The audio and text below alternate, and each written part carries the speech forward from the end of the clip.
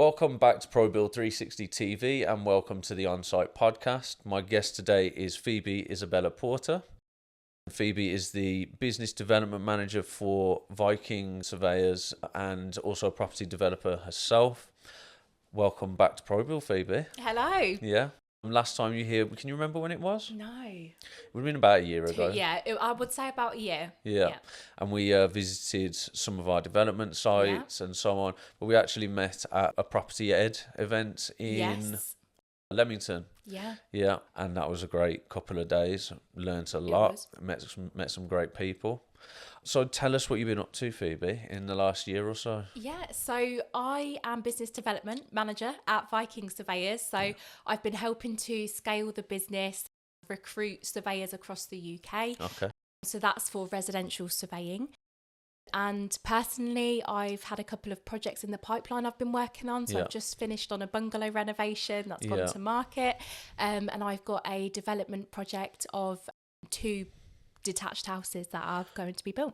With your developments, what more are you planning on? Any more acquisitions or you looking at stuff? So this year we really want to focus on growing the pipeline because ultimately we know that property development is a long-term game. Yes. So we need to grow the pipeline. We need to have a consistent pipeline as well. So that's what we are focusing on at the moment. So you're saying we. So who's we? Yeah. So me and my partner, Brad. Brad is an electrician by trade. Oh, brilliant. And his dad is a carpenter. Oh, fantastic. But together, multi-skilled, they can do whatever. And they've got the friends in the trade. So we're very fortunate that on the build side, we are sorted. That's brilliant. Yeah. What about finance then? So how have you guys dealt with things so far? Have you self-funded or have you so we have self-funded a lot. However, we have also used development finance on the bungalow, and there will be development finance on the 2 detached houses once we do eventually get to that stage. But we are looking at taking investors on board this year as well. So. Okay, right. So what's your strategy for that then? So I think we're going to do it on a percentage interest repaid per year, because we are going to vary it over different projects. Right, so these would be like long-term investors, not project-based investment. Exactly. Right, okay, cool. Yeah. So I think we want to build up a community of, people that we know, like and trust that will invest in us long-term, and that, we can reap the rewards. Yeah. Okay. And how will you be sort of marketing that? Will you be putting together a portfolio of what you've done so far? So that's what we have. So we have sort of like a folder as such with all of our projects and what we've done and our background history, etc. Essentially a property CV. So we've got that, and I am quite present on LinkedIn. So I have a lot of followers on LinkedIn. Which does bring in the attraction as well. So I think it's just the personal brand, isn't it? And being credible. Yes. So that's something that I noticed again when I first met Rosie and Tyler, and it hadn't quite clicked with me. I knew it was important to be on LinkedIn and to go to networking when you can and so on, that sort of stuff. But I think Tyler particularly highlighted the importance of personal brand, and he was so right. It's so right, and I'm starting to work towards that myself now as well. It's the posting on the social media and regularity, being present on people's timeline. Regardless of whether or not they're interested in property, but then seeing you recurring in their mind is it's FOMO, isn't it? It's fear of missing out. So they're going to be inclined to come to you. Yeah. I think the kids call it clout. Yeah, they do. Is that right? Yeah. Fame, chasing clout. Yeah. That's so true. But on LinkedIn, I didn't really appreciate the importance of the personal brand until Tyler hammered it into me. You need to be posting, you need to get your name out there, you need to show people who you are. And I'd made one post on LinkedIn, and that was the best performing post I've ever made, and it got over 300,000 views. Which when I said to Tyler, it did work. I got all these views, and he said, Phoebe, that's equivalent to 2 to 3 Wembley stadiums filled with people. That's and when incredible. You put it into perspective, that's such a good way to put it. It was free. Completely free for me to make that post and reach those people. But that's fantastic. Planning. What's been your experience? So it's not one for the weak, and it's not one for the impatient. And it's a long-term game, and that's what I think needs to be put into perspective. That development and planning is a long-term game. Obviously every council has different timeframes and timelines. But for me, it's been a long process. So what particular obstructions have you come across? So to begin with the 2-bed semi-detached property I wanted to knock that side down. Mm-hmm. And the council obviously said, Phoebe, you can't do that. They obviously come back to me and said, you know, it's not realistic for you to knock one side down because it's going to dwarf the other side. Mm-hmm. One of the other objections they came back with was it's going to dwarf the other side and it's not going to fit in with the street scene. Bearing in mind this street has loads of 5 to 6 bed brand new detached houses that have been built. They came back and said, no, it doesn't fit in with the street scene. So I said, okay. I said, that's fair enough. So that's why I've been negotiating with the adjoining landowner because they are interested in selling. Both of them down. Yeah. And put something. What would you do? Put one big, like 5-6 beds? I do 2. You do? So you can fit 2. Oh, brilliant. 4 to 6 bed detached houses over 3 floors with integrated garages. Fantastic. Off-road garden as well. So we're field views. If you need a builder, you let me know. I know. It'll be a big job. Yeah. See, here's my position is that we need a strong, robust planning system and a good policy and good policies. At the point that it becomes an obstruction to the continuation of business, something's going wrong. Yeah. That's my position. And I think too many councils deviate and create their own sort of it's arbitrary reasons, don't they? Well, so we work all the time on communicating with local authorities and central government, mostly about planning, about planning policies, and sort of pushing back and saying this one doesn't make any sense. This doesn't achieve the objective that it's purports to pursue, and so on, and make suggestions and propose changes to policy and so on. And we had a ministerial statement, which was a big win for us, given in the House of Commons about 3-4 weeks ago, which was a statement that basically was slapping the local authorities on the wrist to say, stop setting arbitrary energy performance standards. And it's like that, like we've devolved power to these local authorities to carry out planning on a local basis. Fine. Yeah. You know, we give you the NPPF, so you've got, guidance and that. But then you're just going rogue. You're just not making it up as you go along. It doesn't make sense. Yeah, that's really good. Yeah. What's the feedback been in your position? How has the feedback been when you've pushed back? Yeah, it's not feeding through non-responsive. Yeah. You know, I've been working on all these policy proposals and, different mechanisms they can use to achieve the objectives and so on and so forth. And explaining to them why what they're proposing and what they've got in place doesn't work. And it's going to not only not achieve what it purports to achieve, it also is just going to end up being a massive obstruction to development. Right. And he's just like, they just don't want to hear it. No, it's not even like, ears. Oh, well, that's interesting. We don't agree with that. And but maybe we'll interpret this. Just like, nah, not listening, having none of it. And the problem is that you'd expect that DLUC would, because they want houses built. Of course they do. You'd expect them to push back against DEFRA if they're being obstructive. They're all in it together. And it's tough. Yeah. It is tough. But I guess, like I said before, we must be a little bit mad to do what we do. We are indeed. Yeah. It's not for the weak. Yeah. Not for the faint-hearted. No, it's not. No. But patience. I think patience and knowledge. I think just all of these planning principles, there's always something new that they'll throw back at you. Yeah. And having the knowledge is just it's fundamental. Yeah. And I think that takes 2 forms. One is the knowledge and experience of how the game works. Yeah. But then it's also being up to minute. Yeah. Because it just never stops changing. Constantly. So we've it's got evolving. The building regulations constantly changing. Yeah. We've got planning policies constantly changing. Now we've got sustainability and eco, energy systems constantly. For homes. And it's just one thing on top of another. And have you seen any slimming of the pickings in terms of commercial viability when you look at sites? So if you look at, say, 10 sites in a given month, and you go, well, that one adds up. Do you find that less and less of them are adding up? I think in the current climate, yes, because numbers are being squeezed because of the build costs. So I think materials, build costs, trades costs, they are going up in my area, which has squeezed feasibility. It does.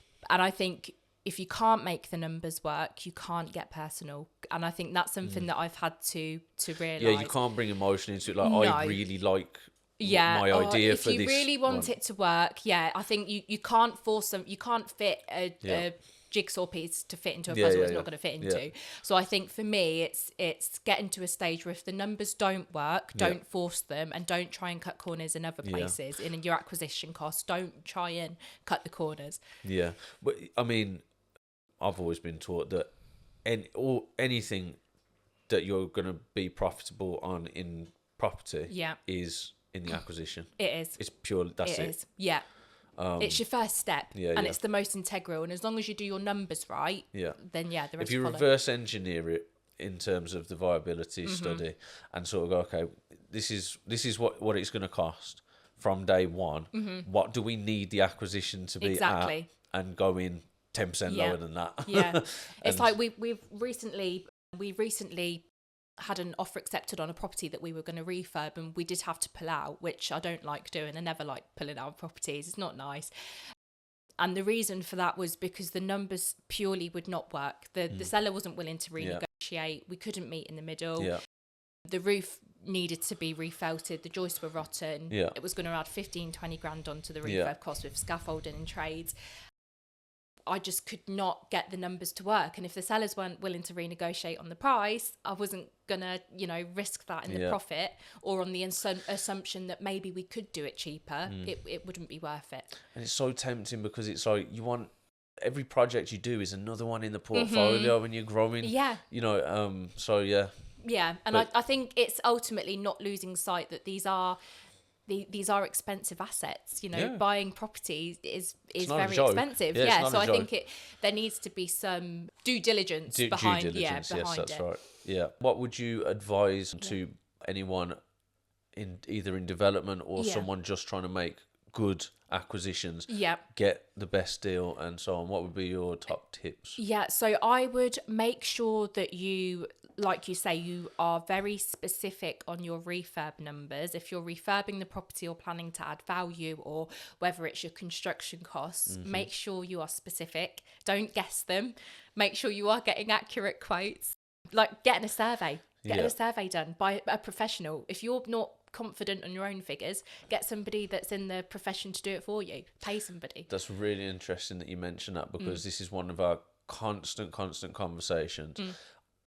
Not so much necessarily people that are buying a property. Sometimes it's just because our clients are homeowners. That what they'll do is they'll go to an architect. They'll tell them what their dream home is. The architect will design it. Sometimes he might ask, what's your budget? Sometimes he might not ask at all. But even when they do ask the budget and they know what the budget is, architects, and again, I've said it a million times, I'm not knocking the architects because it's not their job to know. Their understanding of build costs is just wrong. I completely agree. Wrong. I see that. So, we have this consultation service and the reason that we have it as a official service that is a small fee for it is because what tends to be the case is that people will get a good builder that they know is competent and so on to come and cost the job and look at it and tell you how much things are going to cost, and then they go to a cheap builder to actually do it because to save the money. So we don't want that. So we do charge for the service, but getting the consultation of a competent builder on what the build cost is going to be for what you've got in mind is incredibly important. When you were coming up, starting, leaving school, going towards getting involved in estate agency and with surveying and so on, what sort of challenges did you face? I mean, as a young lady, was there any sort of like, this is a man's game sort of thing? Or? I think I've been underestimated a lot by a lot of my colleagues and peers. I think my colleagues in the estate agency industry have been older. There has been a lot of doubt, and I think for me to come in and bring, fresh enthusiasm, because I am very enthusiastic to the industry, I think that did cause a lot of underestimation with my colleagues. But then they did accept, accept the fact that I was a hard worker. I think a lot of people can find it threatening as well. It did actually. The first month I was an estate agent, I think I went home crying every day. Yeah. I think because it was brutal. Yeah. My colleagues, because it was a dog eat dog situation in the estate agency world, in the corporate estate agency world. It was commission based, and it was brutal. And was that sales or lettings? Sales. It was sales. Yeah. It was commission based, and the first month I went home crying every day because my colleagues couldn't understand how I'd come in at 17 years old and was actually selling houses and getting commission. That's fantastic. and being at the top of the leaderboard, and it was brutal. But then it did come with acceptance, and they did actually realise, it doesn't matter about my age. I am part of the team, and I think that was my first taste in the industry. And I think since then I've had trades that have come round to quote and have been like, oh, who do I give the quote to? Or for example, for example, if Brad's dad's been there, Brad's dad's Gary has been there a couple of times when trades have come over because he knows what he's on about, and they forget I'm there, and I'm just like, right, well, I'm not going with you then, am I? So I think there's been times like that builders exactly, but I have created a strong team of people that do appreciate and respect me. So I think that by the time you've done it very, very quickly and still very young, but for me, by the time I was about 30, I'd say, you start to get to a point where you're like, I know my people are now. Yeah. And it's you've got your gang, you've got your team, and they're there and their family, and that's it. And I that's exactly what I've realised, and very fortunate to have. The quicker you can get that built. Definitely. I think it's your power team. Your power team are crucial, 100%. If you were to say something other than being a little bit masochistic and loving a bit of difficulty, a bit of drama, what sort of traits would you identify in young people that they could hack it in? Relentless drive. I think you have to have relentless drive, 100%. Stamina. And you have to be disciplined, because the motivation is short. Motivation is short-lived. You need to be disciplined. You need to stay focused on the why. Why are you doing this? Where do you want to be? Simon Sinek. But just confidence. I think having confidence and having a belief is one of the biggest driving factors, because if you've got the confidence, the rest will follow. I agree with and I think there's a fine line between confidence and arrogance, and as long as you've got confidence, you'll get there. Being nice helps as well. Be nice to people. Just be a normal person. Just have a chat with people. I think that is one of the biggest factors. And one other thing is that keeps on revealing itself to me as so important is, don't do what you do for money. So, money will come. Just do something that you love. And if you like homes and property, and you like dealing with people, and you like problem solving and stuff, you will love property development, and you will love construction and that sort of thing. I completely agree, because I think a lot of people say, oh, if you can make lots of money doing it, then it's worthwhile. But I think I think you have to find the passion to enable yourself to do something long term. If something drives you mad and you hate it, you couldn't pay me all the money in the world. You're sacrificing your mental health for money. It's just not it's not feasible. For me, it's something. Number one, it's the people that I get to deal with every day. It's like it's different people every day. You're dealing with. That's what I love. You're getting to see such a spectrum of life. And the other thing is that pride in what you see achieved. Like, building a house is an incredible thing. We are, and these are the homes that people live in. Which is just, put it into perspective. It's a very important job. So, well, you've reminded me of why we do what we do. Exactly. It'll probably get me through another week. Good. Motivating me for one more week. Good. I'll carry on then. Then we can go cry about planning. Well, that's been a lovely conversation. Thank you very much for having me. Where can we find you, Phoebe, in terms of social media? So I'm on Instagram. So I'm Phoebe_Isabella on Instagram. Phoebe and Property is the tagline. And I'm on LinkedIn as well as Phoebe Isabella Porter. And on TikTok. Anything else you want to plug? No. Got anything? No. No. You don't need any more lines of business. Busy enough, yeah? No, I am busy enough indeed. Wonderful. All right. Thank you, Phoebe. No worries. Thank you very much for having me. You're welcome.